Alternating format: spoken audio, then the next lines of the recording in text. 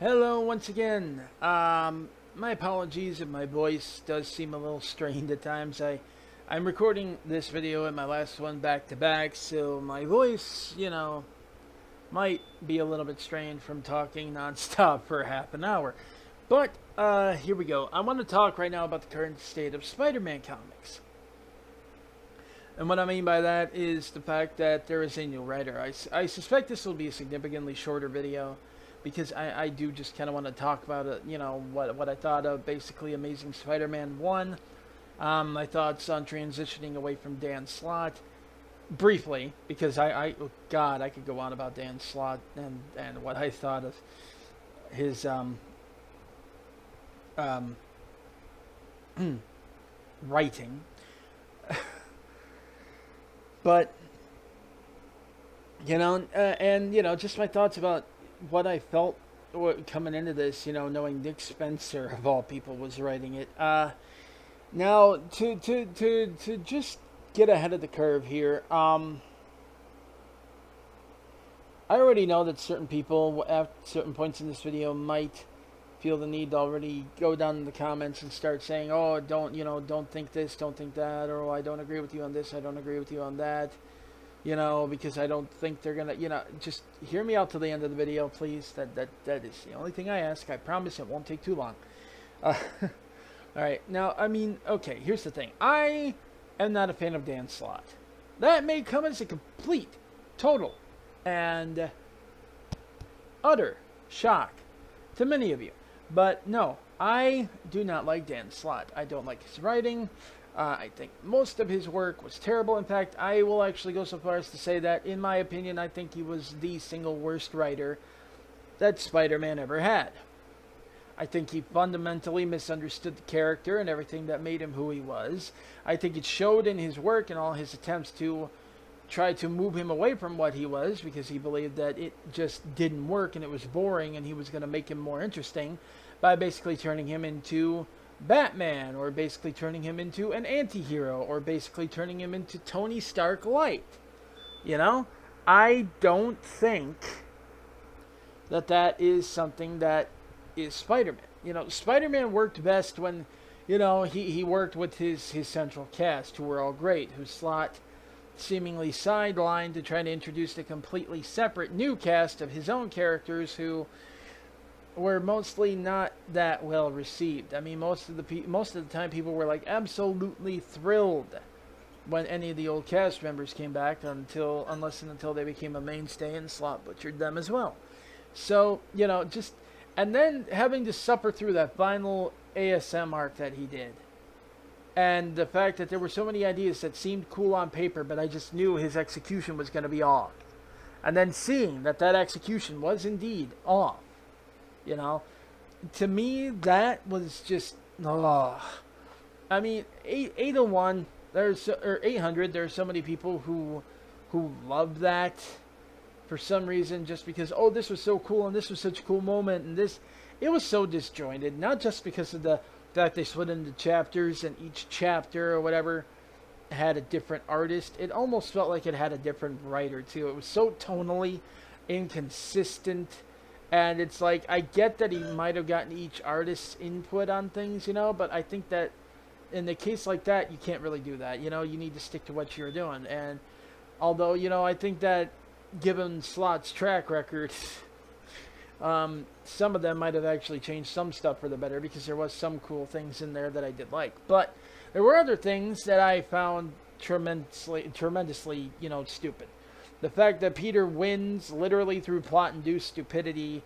The whole thing where they essentially rip off the ending of Batman Forever. I did not like that. I really did not like that. That bugs me a lot. And just the fact that Normie went from, being this good little mini goblin, mini red goblin, to suddenly, hey, you hit my dad. You're not a good guy at all. I don't like it. That kind of thing. And there was no build up at all. There was never any indication that Normie was really doubting Norman at all. You know what I mean? Like, it's such an inorganic heel turn, as it were, or reverse heel turn, I suppose. And, you know, Harry just flying in on that goblin glider out of nowhere. Like, come on, dude. There was so much stuff in there that was thrown in as fan service, whether it made sense or not. Jameson pulling on the Spider Slayer, and I mean, on a superficial level, that's cool, but on a substantive level, you know, it lacks substance. Okay, I will stop embarrassing myself trying to trip over my own tongue. But there was no substance to it. It's there because it looks cool. It looks flashy. Like, how did Ock ever even show up? The only reason he even shows up is because, oh, hey, remember all those old stories with Dr. Octopus and Aunt May and how they got along and almost got married? Wink, wink, nudge, nudge. Remember that? Like, oh, God. And, oh. And so many things that Slott did, like, just were so, frankly, gross. Like, everything that he did was all flash, no substance. And he didn't even really care much for his own continuity. Like, Peter Parker, you know, gets this doctorate that he didn't earn, and it was written by Otto Octavius and based on his old work. And it's like, Ock essentially plagiarized himself in Peter Parker's body. Where was the fallout for that? It never came, and it wasn't going to come under Slott. It's only coming now. Yeah, that kind of thing. Now, when I heard that Nick Spencer was going to take over, you gotta understand, with Slott writing, you know, it's like I barely checked out the book. Honestly, I only came in and peeked every once in a while, read some recaps, would, you know, read through certain arcs or certain issues of certain arcs that were key issues. Spider-Man comics had been something that I had been actively avoiding since he started writing, and it was just between One More Day and his writing, you know, he had cool ideas at first, but again, the execution was always, he never quite stuck his landing. And it stayed that way throughout his entire run, and then sometimes it just wasn't even good ideas anymore.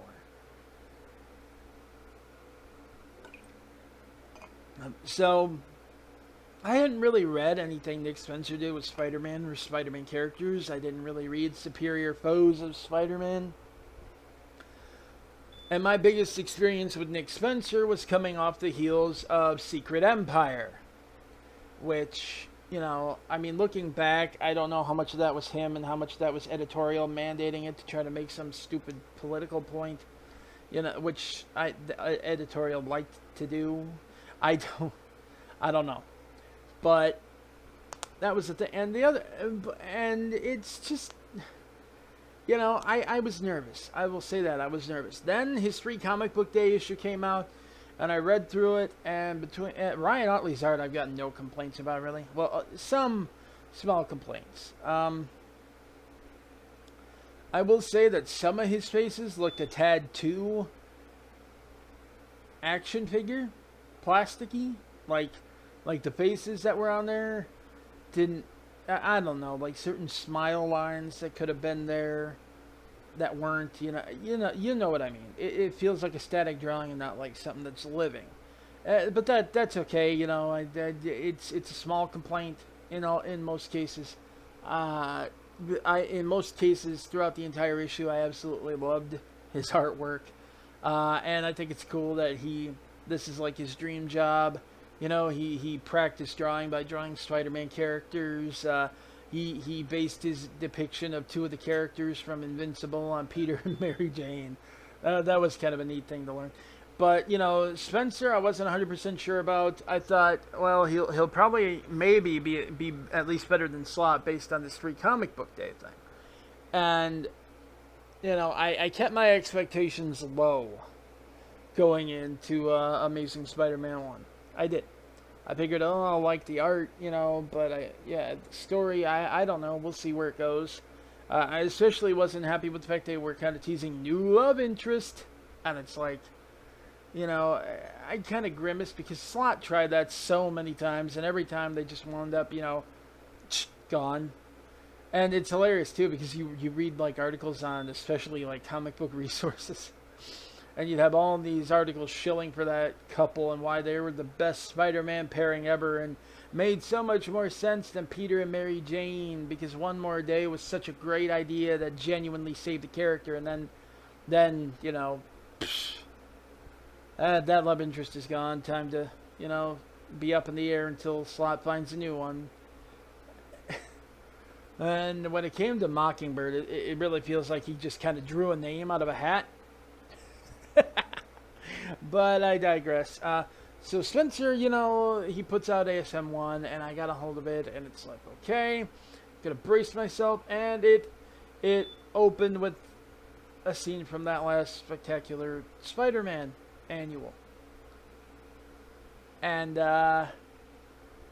was it spectacular or sensational? I can't quite remember. Anyway, but the one with Peter and MJ up on the top of the skyscraper after Civil War when he's a fugitive, and she's like, I don't care if you're a fugitive. We're in this together for better or worse. But then he wakes up, and it's like that was a dream sequence. But it's like that was something that was in the continuity before One More Day undid it, and he's seeing it in a dream. That, to me, was so promising, because that is the most we've gotten out of Marvel, to acknowledge that, acknowledge anything pre One More Day. We got some stuff in like spin-off books, like the guys in the Spider-Man Deadpool book, to their credit, kind of referenced it, and Mephisto taunting Peter about it in his nightmares and everything. And I like it, I liked where that was going. And the chemistry with Randy as his roommate and Boomerang as his roommate too. It's like this is going to lead to some fun hijinks, you can tell. Now, on top of that, just seeing that scene where it's like, first of all, Mysterio actually managing to still be Mysterio. No need for any ridiculous uber power-ups or any kind of, reinventions or anything like that. Just Mysterio with a big enough budget managing to be a threat so big that the Avengers have to come in, and they even call the Guardians of the Galaxy for some help and some, on how to defeat these things, thinking they might have encountered them before, and it's like, nope. But to me, seeing that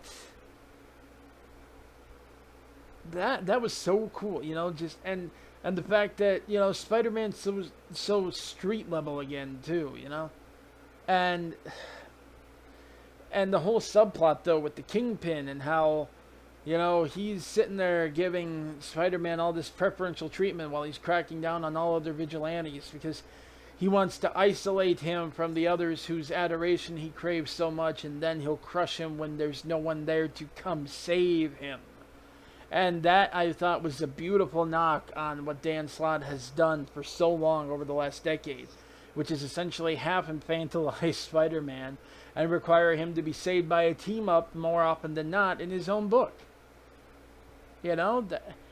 Seeing that was just, And then when we got to the ending, oh my God, the ending. The ending just got to me. I am still in denial that this is happening. I accept it wholeheartedly and I love it, but I got my shield up still because I've been burned on this before. But seeing, all that focus on MJ and how he can still just confide in her so easily like he used to be able to, when he missed that, and he still feels like something's missing, and it zooms in on her wedding ring finger, and just, and Peter's like, there's something missing from me, and it's you. You are what's missing. You being you and me together, we were a great team, and us being apart, it doesn't sit right with me. You completed me, and I need you. And to see her, see no cliffhanger either, and to see her actually run over and embrace him and kiss him and say that we're in this together, we always have been, and they're back together now. I know Nick Spencer too said in an interview with the Washington Post that he found out from Quesada himself even that there was never anything in place saying that Peter and MJ couldn't be together. Apparently, the big stipulation is that One More Day, the event itself, can't be undone. I don't know why, or at least that's what it seems he's implying. I don't know why that's the case, but all that crap that Slott kept giving us about how Peter and MJ are never getting back together. They are never going to be a couple again. You know, Bob Iger, the CEO of Disney himself, put his foot down and said that they are never to be a couple again. You know, just let it go.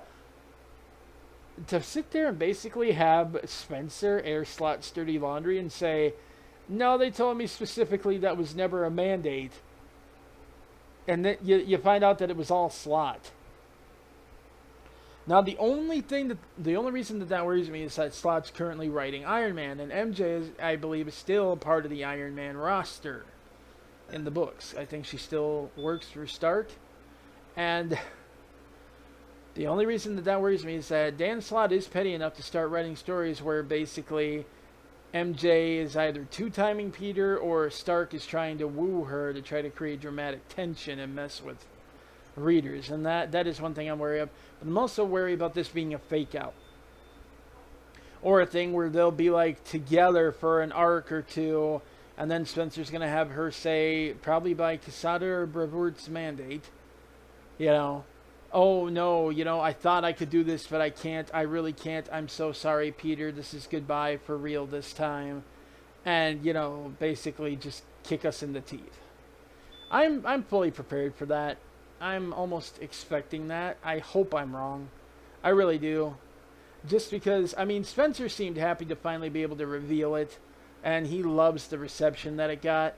So, and the fact that they're kind of being, you know, worked on as couples in like other books. That Jessica Jones issue that's got a preview coming up.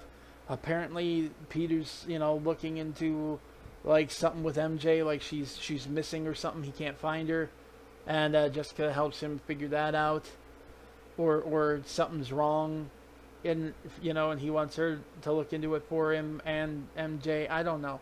But, you know, there's still a thing in that book, supposedly. At least that's how it looks.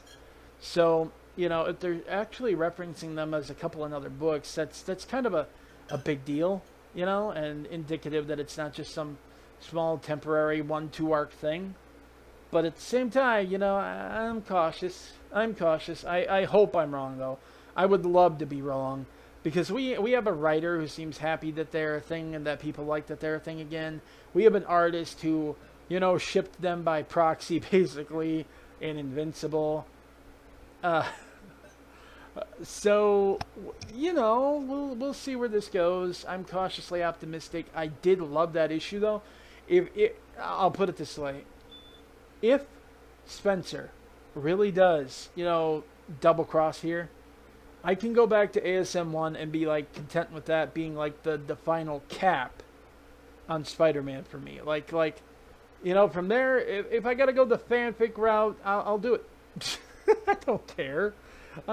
You know, that's the moment that I needed right there, and it just made me so dang happy. You know. And then hearing Spencer at Comic-Con confirm that, you know, no, this isn't a dream. It's not a fake out. You know, it's not aliens or some illusion. You know, they are genuinely back together. That was awesome. But again, I am a little weary just because there is that weird thing where, you know, Spider-Man and Peter Parker are supposedly confronting each other. And, you know, then the preview for issue 5 did say, you know, things are looking bad for Peter Parker, but great for Spider-Man. I do gotta wonder if that doesn't mean that, you know, hey, we got a breakup coming. But like I said, I will remain cautiously optimistic.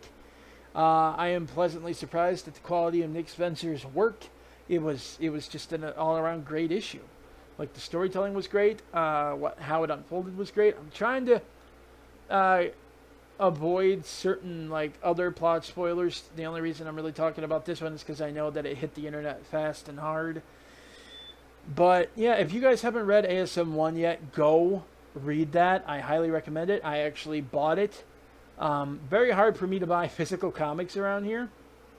So I actually put in an order to Midtown Comics for both the regular version and their variant cover. Spent $20 on one comic, man. But to me, it's worth it. If only to let Marvel know that I like what they're doing here. And I know that issue 2 will drop, I guess, when you're watching this tomorrow.